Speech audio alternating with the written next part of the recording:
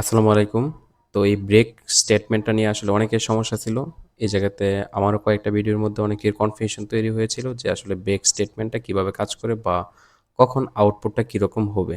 এই ব্রেক স্টেটমেন্টটা ২ খানে থাকতে পারে। একটা হচ্ছে প্রিন্টএফ এর পরে আরেকটা হচ্ছে প্রিন্টএফ এর আগে। যদি প্রিন্টএফ এর আগে থাকে তাহলে আউটপুটটা হবে একরকম, আর যদি প্রিন্টএফ এর পরে থাকে তাহলে আউটপুটটা হবে একরকম।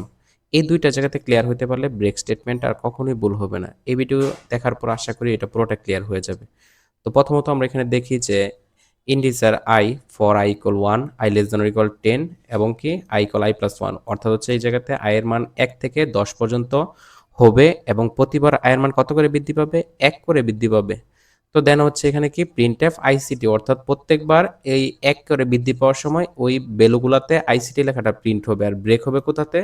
ব্রেক হবে হচ্ছে 5 এর মধ্যে। তো আমরা যদি এটার আউটপুটটা একদম কোড ব্লকসের মধ্যে দেখি, তাহলে এই জায়গাতে দেখতে পাচ্ছি আমাদের এখানে আউটপুট কয়টা আসছে, এই যে আইসিটি 1 2 3 4 5। এখন অনেকের এই জায়গাতে কনফিউশন যে এখানে কি 4টা হবে নাকি 5টা হবে।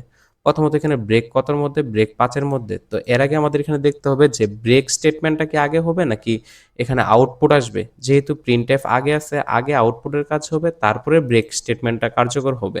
অর্থাৎ 1 নাম্বার বার, 2 3 4 5, 5 এর পরে থেকে হচ্ছে এখানে ব্রেক কার্যকর হবে। এই জায়গাতে এখানে এখানে যদি আমরা আউটপুটে ক্লিক করি তাহলে আমাদের এখানে আউটপুট কত আসবে?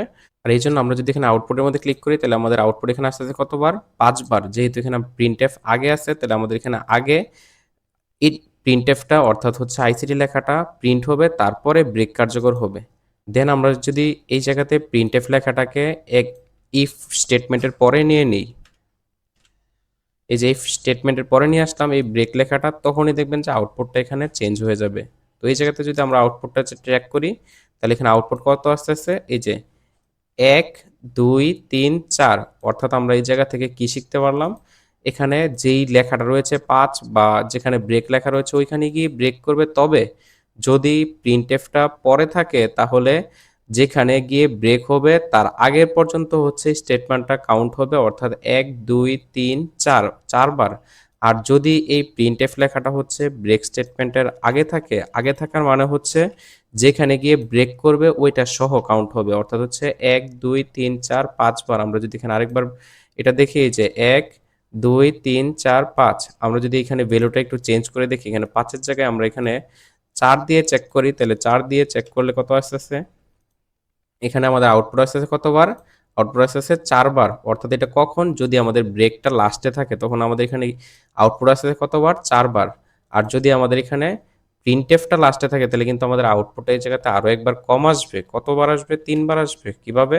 এই যে আমরা যদি এখানে প্রিন্টএফটাকে নিচে নিয়ে তারপর এখানে আউটপুটটা চেক করি, তাহলে এখানে 1 2 3 বার। তো আশা করি যে আজকের পরে এই ব্রেক স্টেটমেন্ট নিয়ে কোনো ঝামেলা হওয়ার কথা না। কে কোথায় কিভাবে করেছে এখানে কম্পিউটারের কোড ব্লকসের মধ্যে আমরা আউটপুট দেখতে পেরেছি। এটার থেকে আর ব্যতিক্রম হইতে পারে না। কারণ এখানে মুখে মুখে যাই বলুক, সফটওয়্যার আসলে যা বলে ওইটাই কি প্রকৃত আনসার।